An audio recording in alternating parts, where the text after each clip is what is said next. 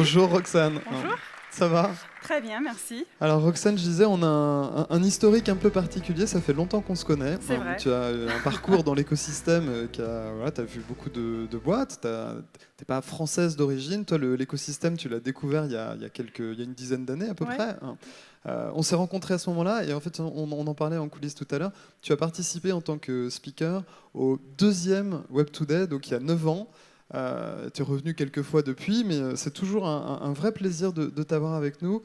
Et pour ces 10 ans, moi je suis très content que tu aies accepté notre invitation. Donc Roxane est la directrice de Station F. Et puis j'adore le titre de ton talk. Forget Revenues, Focus on Values. Je crois que tu es complètement dans le thème de ce qu'on essaye de promouvoir cette année. Messieurs, dames, Roxane Varza, je te laisse avec le public. Merci Adrien. Bon, super intro. Donc oui, je m'appelle Roxane, je suis la directrice de Station F. Et aujourd'hui, on va parler de pourquoi on peut commencer à oublier, entre guillemets, le revenu et concentrer plus sur les valeurs. Je commence avec 2 logos. Logo sur la gauche, logo sur la droite. J'imagine que vous connaissez déjà les deux. Je commence avec la gauche. Quand on demande à quasiment n'importe qui, que la personne soit dans l'écosystème des startups ou en dehors de l'écosystème des startups, de nous citer un exemple de startup qui a cartonné, qui a réussi, quasiment tout le monde va finir par citer Uber. Donc j'ai pris cet exemple parce que tout le monde connaît. Et en fait, ils ont raison de choisir Uber. Ils ont créé une application, un produit qui cartonne, qui a répondu à un vrai besoin, qui a facilité la vie de beaucoup de gens. Ils ont très bien exécuté. Ils ont levé, c'est pas un secret, tout l'argent qu'ils voulaient, encore plus. Et encore plus récemment, ils ont fait une entrée en bourse. Donc ça, c'est un peu, entre guillemets, le rêve de quasiment tous les start-upers. Malheureusement, on associe aussi souvent l'image d'Uber avec l'image de son ancien CEO et fondateur, donc quelqu'un qui avait, entre guillemets, maltraité ou mal parlé avec les chauffeurs, qui faisait quand même partie de sa communauté. Et aussi, on a un peu l'image d'une boîte qui n'a pas vraiment soutenu les femmes, qui avait contribué même au mouvement MeToo. Donc tout ça fait partie de l'image une success story que quasiment tout le monde cite. Donc les gens qui sont en dehors de l'écosystème startup, quand ils voient les startups, souvent ils pensent à tout ça. Maintenant, je prends le logo sur la droite, les Restos du Cœur. J'espère que tout le monde connaît. Une association formidable qui fait quelque chose de vraiment très noble. On propose des repas gratuits aux personnes qui en ont besoin. Et on fait ça surtout grâce aux dons, aux bénévoles. Donc on n'associe pas du tout l'image de la marque avec une entreprise. C'est vraiment quelque chose de très très sympathique, une image très très positive, mais pas du tout une entreprise. Donc maintenant, je vais partager avec vous un peu ce que j'ai appris depuis le lancement de Station F. On va bientôt arriver sur la fin de la 2e année. Donc on est encore assez jeune. Qui ici ne connaît pas encore Station F ou qui n'a jamais visité ?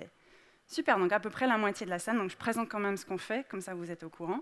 Donc on est le plus grand campus de start-up au monde, basé dans le 13e arrondissement à Paris. Si vous avez entendu parler de l'incubateur ou le projet de Xavier Niel, c'est la même chose, c'est le grand campus de start-up à Paris. On a 1000 start-up qui travaillent sur place et qui font partie de 30 programmes d'accompagnement différents. Et on a aussi rassemblé plein de services différents. C'est vraiment tout dont le start-up a besoin pour démarrer son activité. On a une 30aine de services publics, vous avez URSSAF, NACNI, le BPI, tout le monde sur place. Une communauté d'investisseurs, à peu près 40 fonds qui font partie de notre communauté aujourd'hui. Et on a beaucoup de fonds qui passent aussi quand ils passent à Paris. Et on a aussi un makerspace avec plein d'équipements pour les gens dans le hardware qui ont besoin de créer un prototype physique. Je ne vous détaille pas l'ensemble des ressources, mais on aura bientôt aussi des logements pour loger des entrepreneurs pendant le temps qu'ils passent à Station F. Donc là, je vais partager avec vous un peu tout ce qu'on a vu depuis le démarrage de Station F et surtout tout ce que moi j'ai appris. Je commence avec une évidence, mais je pense que tout le monde n'est pas forcément au courant. Il n'y a pas de bonne manière pour innover. Nous, on a vu vraiment beaucoup d'entrepreneurs et beaucoup de façons d'entreprendre. Donc il y a des gens qui ils partagent des méthodos, ils partagent le Lean Canvas, ils partagent plein de choses différentes. En fait, non. Et là, je vous donne quelques exemples de pratiques que moi j'ai découvert et que j'ai adoré. Je trouve ça vraiment très drôle. Je commence avec une startup qui a une façon assez drôle pour recruter. Donc ça, c'est une startup qui s'appelle Daco. Ils développent un comparateur de prix pour des solutions d'e-commerce. Ils ont été rachetés par vent privé d'ailleurs. Et en fait, évidemment, pour rentrer dans la boîte, on passe un entretien, mais surtout, on joue aux cartes avec les fondateurs. Et en fait, ils ont fait un billet de blog, je vous invite à découvrir sur leur blog un médium qui détaille vraiment le pourquoi, le comment. Mais la raison pour laquelle ils font ça, c'est surtout pour voir comment la personne réagit face à des situations difficiles et différentes.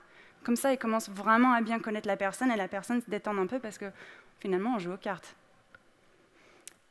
Deuxième exemple que vraiment je trouve hyper drôle, c'est un exemple d'une boîte qui s'appelle Panda, qui développe une solution de réalité augmentée pour des malvoyants et qui est dans le programme Ubisoft chez nous.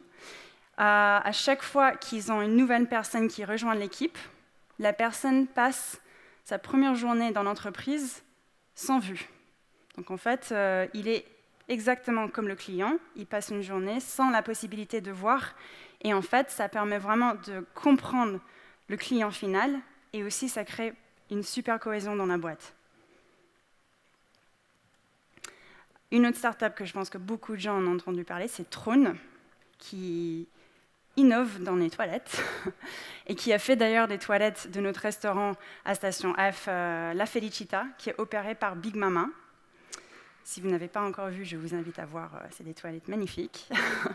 Mais en fait, ce que les gens ne savent pas, c'est que le fondateur a vendu son concept à Big Mama sans avoir jamais fait de prototype, sans avoir jamais fait de toilette de sa vie d'ailleurs. Il m'a raconté l'histoire il n'y a pas très longtemps. Il ne savait pas du tout comment faire des toilettes, il a vendu le concept et voilà, c'était parti, il fallait faire des toilettes. Donc, comme quoi, parfois, il ne faut pas forcément faire des choses dans l'ordre. Vraiment, on peut se lancer parfois sans avoir vraiment fait quelque chose avant.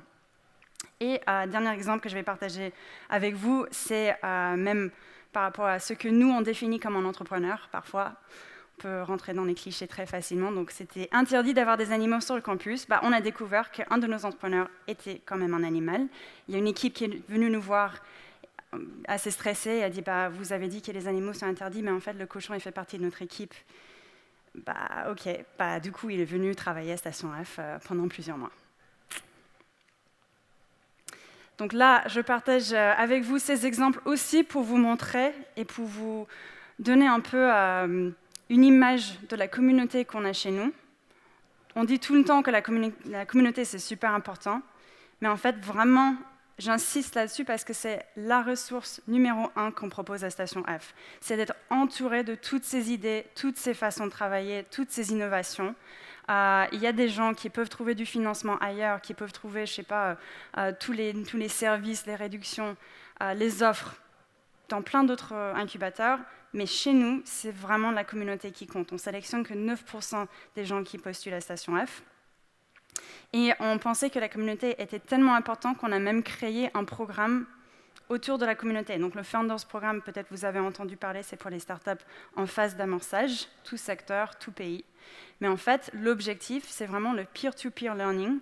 Vous allez diviser en groupe de 10 startups et vous allez partager vos challenges, vos best practices. Il n'y a pas de mentor, il n'y a pas de workshop, d'atelier. Il y a vraiment juste être entouré par d'autres entrepreneurs et vous partagez vraiment vos savoir-faire. L'autre chose que moi j'ai découvert, je savais déjà, mais je l'ai vu pour de vrai comment ça marche, c'est il ne faut pas forcément être diplômé pour être entrepreneur. On dit ça, c'est une évidence, mais il y a quand même 15% de nos entrepreneurs à Station F qui n'ont pas de diplôme. Et nous avons monté un programme qui s'appelle le Fighters Programme, dédié à une population qui est défavorisée. Ça, c'était vraiment ce que Xavier Niel voulait faire avec Station F quand il a eu l'idée. C'était pas juste de mettre 1000 startups dans un espace ensemble, c'était pas juste être le plus grand au monde, mais il voulait vraiment montrer que n'importe qui peut devenir entrepreneur. Donc c'est ça qu'on fait avec le Fighters Programme. C'est pour les entrepreneurs qui sont venus des milieux défavorisés, mais il y a deux choses qui sont super importantes dans ce programme. Premier, c'est de ne pas définir qu'est-ce que ça veut dire être défavorisé. Parce qu'il va toujours avoir va toujours avoir quelqu'un qui ne rentre pas dans les cases.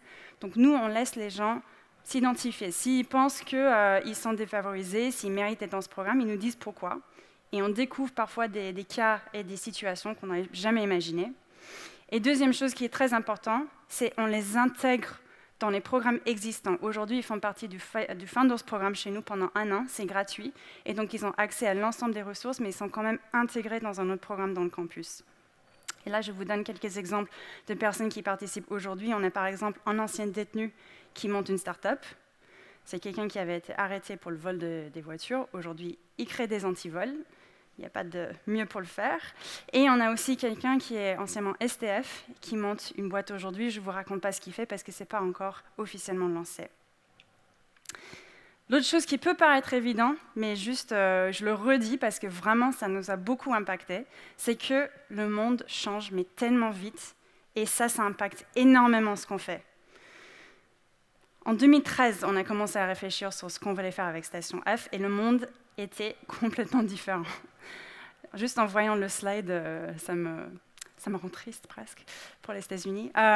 Donc il y avait Barack Obama qui était président des États-Unis et il y avait François Hollande qui était président de la France et il y avait le Royaume-Uni qui était qui faisait encore partie de la famille. Et à l'époque, il y avait plus une tendance de vouloir quitter la France pour entreprendre. C'était plus on partait aux États-Unis, mais pas que. Donc voilà, il y avait cette tendance-là. Donc le monde a changé. Maintenant, c'est Trump qui est président des États-Unis, beaucoup de gens qui partent. Macron qui est président en France, qui a une image qui est quand même assez pro-business et qui fait venir pas mal d'entrepreneurs ici. Et le Royaume-Uni qui va bientôt quitter la famille. Tout ça, ça nous impacte beaucoup. Parce que dans les chiffres que nous, on voit à Station F, il y a 1/3 de notre communauté qui vient de l'étranger. Et les pays qui nous envoient le plus d'entrepreneurs aujourd'hui sont dans l'ordre les États-Unis, le Royaume-Uni et la Chine. Contrairement à l'image qu'on a de l'écosystème français, il y a beaucoup de gens qui pensent encore que c'est un écosystème qui est hyper franco-français. Non, en fait, même à Station F, sur les 3000 entrepreneurs qu'on a, il y en a 600 qui ne parlent pas français. Donc quand on vient à Station F, pour ceux qui n'ont pas encore été, on entend plein de langues différentes. Nous, on fait quasiment tout en anglais quand on peut, parce qu'il y a toujours des gens qui ne comprennent pas. Il y a même une chaîne sur notre Slack, on a partagé l'image avec vous. C'est des entrepreneurs qui se retrouvent pour parler français entre eux, pour s'entraider, pour apprendre la langue ensemble. Bon, ça fait pas très longtemps qu'on est ouvert, mais on a vu beaucoup de façons pour échouer et aussi pour réussir. Donc sur la première année, on avait à peu près 20 boîtes qui ont échoué. Vous allez me dire que le chiffre, il est très bas. Il est très bas, mais surtout parce que nous, on ne sélectionne aussi que 9% des boîtes qui postulent. Donc automatiquement, ça baisse un peu le chiffre. On a vu, par exemple, une start-up qui a arrêté son activité et la boîte à côté a embauché tous les salariés. C'est des choses qu'on ne va pas forcément voir quand on n'est pas dans un environnement comme Station F, un environnement où on est entouré de beaucoup d'autres entrepreneurs. Ce que je voulais partager aussi avec vous, c'est qu'après avoir sondé l'ensemble de nos startups, on a découvert aussi qu'il y a à peu près un quart qui ont pivoté en 1 an. Donc ça veut dire qu'il y en a beaucoup qui commencent avec une idée, qui changent d'avis, qui ont besoin de modifier des choses. C'est pas comme si tout le monde commençait forcément avec la bonne idée. Donc si vous êtes entrepreneur, vous posez des questions, c'est normal. Il y a aussi un quart de nos startups qui changent d'idée. Et là, je vais passer sur... voilà, le chiffre, il est un peu plus qu'un quart. Je partage avec vous une histoire de réussite. La première boîte à se faire racheter à Station F, c'était une boîte qui s'appelle Recast. C'est une solution de chatbot en B2B, donc pour les entreprises, qui s'est fait racheter après avoir passé 6 mois à Station F dans le programme Microsoft par SAP. Moi, j'adore cette histoire, parce que, pas à cause du rachat et tout ça, il y en a eu d'autres. Mais en fait, vraiment, j'adore cette boîte parce qu'il y a la fondatrice, la cofondatrice de la boîte, qui était artiste, devenue développeuse grâce à l'école 42, et ensuite elle a monté une boîte qui s'est fait racheter après très peu de temps. Et aujourd'hui, la solution, c'est pas juste un acqui-hire, ils ont racheté l'équipe et maintenant la boîte n'existe plus. En fait, aujourd'hui, la solution qu'ils ont développée, c'est intégrée dans l'ensemble des solutions de SAP. Donc ça, c'est une super puissance pour une petite boîte, et je trouve l'histoire géniale de la cofondatrice qui a pu aussi venir d'un milieu qui n'avait quasiment rien à voir avec la tech et qui a pu réussir comme ça. Donc je pense que ça, c'est le sujet le plus important Donc moi, j'ai appris à quel point les valeurs sont importantes, mais ce n'est pas juste le fait d'avoir les valeurs qui est important, c'est vraiment d'être cohérent avec ces valeurs. Donc si aujourd'hui vous avez une start-up et vous avez défini vos valeurs et voilà, vous avez l'impression que voilà, c'est bon, on a des valeurs, on peut avancer, en fait non, il faut vraiment se poser les questions de est-ce que vous avez bien intégré vos valeurs, est-ce que c'est cohérent dans l'ensemble des choix, des choses que vous faites. Et je vous donne un exemple. Ça, c'est une photo que vous n'allez jamais voir à Station F. Donc je pense que la photo a été bien partagée sur les réseaux, et vous savez pourquoi. Parce que nous, on soutient la diversité, c'est hyper important pour ce qu'on fait, et depuis le début de l'année, c'est interdit à Station F, y compris pour les événements externes, de venir chez nous et faire des événements où il n'y a pas de femmes sur un panel, où il n'y a pas d'intervenantes féminines. On a aussi beaucoup d'autres critères qu'on met en place pour la mise en avant de nos startups, pour faciliter la vie et la compréhension pour les étrangers et de la visibilité. Et on a d'autres critères aussi pour vérifier que l'événement en question ou l'entreprise qui est en train de faire un événement respecte et adhère à nos valeurs. Il y a beaucoup de gens qui nous disent « Non, mais quand je fais un événement sur le capital risque, la plupart des partenaires sont des hommes. » Non, en fait, justement, maintenant, on a ces critères. On est obligé d'aller chercher des différents profils. Ça nous force à aller découvrir des nouvelles personnes. Donc nous, on a fait un événement récemment sur le capital risque où on n'avait quasiment que des femmes. Donc ce n'est pas impossible. Bon, je m'arrête là parce qu'on a beaucoup parlé de Tech for Good. On va beaucoup parler de la Tech for Good et tout. Mais qu'est-ce que vous pensez quand vous pensez à la Tech for Good? J'imagine qu'il y en a qui sont en train de me dire « C'est quand même un peu bullshit, non ?» Non? Si. Aujourd'hui, il y a beaucoup de Tech for Good washing aussi. Tout le monde en parle, tout le monde dit qu'il faut avoir des valeurs, il faut être, je sais pas, il faut faire attention à ceci, cela. Mais est-ce qu'ils le font réellement? C'est pour ça que je dis c'est super important d'être cohérent avec vos valeurs parce qu'on voit tout de suite quand c'est du Tech for Good washing. Donc les valeurs que vous avez en interne pour votre entreprise, ça va se voir en externe. Il faut que ça soit cohérent. Donc, maintenant qu'on est bien d'accord sur le fait qu'il faut des valeurs, qu'il faut être cohérent avec ces valeurs, je vais partager avec vous quelques projets à Station F, des boîtes qui sont en train de faire plus que juste du revenu. Et ça va aussi vous montrer un peu les tendances de boîtes que nous avons à Station F. Je commence par Meet My Mama. Il y en a qui connaissent Meet My Mama? Ah, ok, quelques personnes. Donc Meet My Mama, c'est une startup du Founders Programme chez nous, qui permet en gros aux réfugiés de proposer leurs services en tant que traiteurs pour des entreprises. Et tout le monde adore l'idée. Depuis le début, tout le monde adore l'idée en fait. C'est aider les réfugiés, c'est super. Mais il y avait beaucoup de gens qui n'étaient pas convaincus sur le fait que ça pourrait être une belle boîte avec une super croissance et qui pourrait être scalable. Aujourd'hui, déjà, Meet My Mama, c'est très référencé à Station F, donc pour l'ensemble de nos événements. Mais ils travaillent aussi avec des grands groupes comme Danone, comme Apple, et ils viennent d'annoncer un super partenariat avec Deliveroo. Donc, c'est vraiment en train de prendre. Deuxième sujet qu'on commence à voir, c'est beaucoup autour de la green tech. Mais on a des solutions qui sont assez drôles. Donc là, je partage avec vous une boîte qui s'appelle Neoplant, qui est sortie d'un programme qui s'appelle Entrepreneur First. Si vous ne connaissez pas Entrepreneur First, c'est un modèle très intéressant pour moi, qui est assez différent de ce qui se fait à Y Combinator, à San Francisco. En fait, on peut rejoindre le programme sans équipe et sans idée. Assez magique. Et cette équipe de Neoplant, ils sont en train de développer des plantes qui vont purifier l'air. Une autre boîte de chez nous qui travaille sur un projet Green Tech, c'est une équipe franco-finlandaise dans le programme d'HEC. Ils sont en train de créer des maisons écologiques et 100% autonomes. Et nous allons bientôt avoir une installation devant Station F. Donc si ça vous intéresse de voir à quoi ça ressemble, vous pouvez bientôt passer à Station F et voir ça devant le parvis. Connecting Food, c'est une start-up du Shake Up Factory. Bon, l'équipe est basée en France, mais c'est fondé par un Italien et une Anglaise.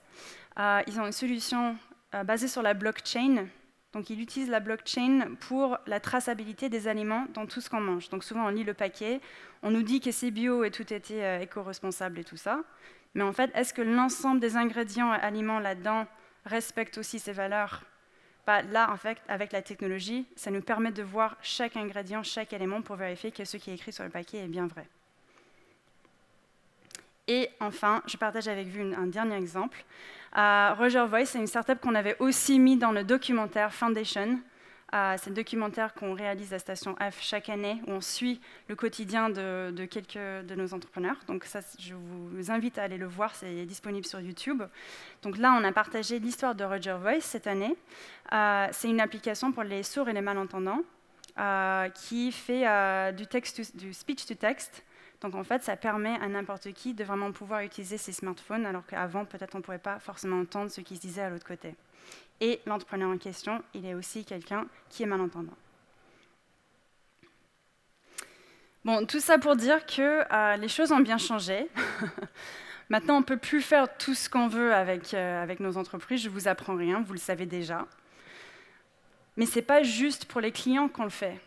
On oublie aussi que maintenant, les salariés, avec les salaires qu'on commence à voir astronomiques, surtout merci à nos amis de la Silicon Valley, ça commence à être très très difficile, même pour recruter. Donc on avait un PDG d'une super boîte qui est passé à la Station F il n'y a pas très longtemps, je ne peux pas partager le nom avec vous, mais vous allez comprendre pourquoi. Il m'a dit qu'il n'a jamais fait d'offre en dessous de 100 000 $, y compris pour l'office manager. Donc moi j'ai halluciné, j'ai dit bah, comment c'est possible? Et il m'a dit, bah, en fait, il y a toujours une offre plus intéressante quelque part. Donc, je ne sais pas quelle boîte, Google, Facebook, Microsoft, je ne sais pas qui est capable de payer toujours plus cher. Mais en fait, les salariés viennent chez nous à cause de nos valeurs. Donc, c'est aussi important pour recruter. Et ça, il ne faut pas l'oublier. Aujourd'hui, ce qu'on commence à voir, c'est que être licorne, c'est plus un fin en soi. Les gens, ils rêvent plus d'être licorne. Je pense que les gens me posent la question depuis le premier jour de Station F. Vous avez créé combien de licornes? Ah bah rien, parce qu'on vient de se lancer. C'est normal. Mais aussi, les startups, c'est plus dans les objectifs. Moi, je veux devenir licorne. En fait, moi, je veux créer quelque chose qui est durable, qui a de la valeur. Beaucoup de gens commencent à parler de la bulle. Et quand ça explose, je pense qu'on aura envie de dire qu'on a créé quelque chose de durable. Pas juste des chiffres, ça va s'effacer facilement, mais quelque chose qui a un vrai impact. Donc je reviens maintenant sur mes deux logos, on a commencé avec. Je pense qu'à l'heure où on commence à parler vraiment de démanteler les gros acteurs de la tech, on a vu quelques mouvements avec le MeToo, avec, je ne vais pas citer les noms, mais tout le monde sait que maintenant il y a un peu un sentiment presque anti-tech qui pourrait se mettre en place. Il est super, super important de bien intégrer des valeurs dans l'ensemble des startups qu'on est en train de créer. Donc nous, on a cet objectif pour l'ensemble des boîtes qui viennent à Station F, mais moi, je pense que ça devrait être un objectif pour l'ensemble de l'écosystème. Donc je vous montre ces deux logos et je vous encourage à regarder et garder les best practices des deux. Commencez à s'inspirer, pas juste de ce qui se fait par les startups qui cartonnent, mais aussi par d'autres types d'acteurs. Des acteurs qui ont des ambitions et des activités qui nous aident également. J'ai maintenant le temps pour quelques questions, si vous en avez.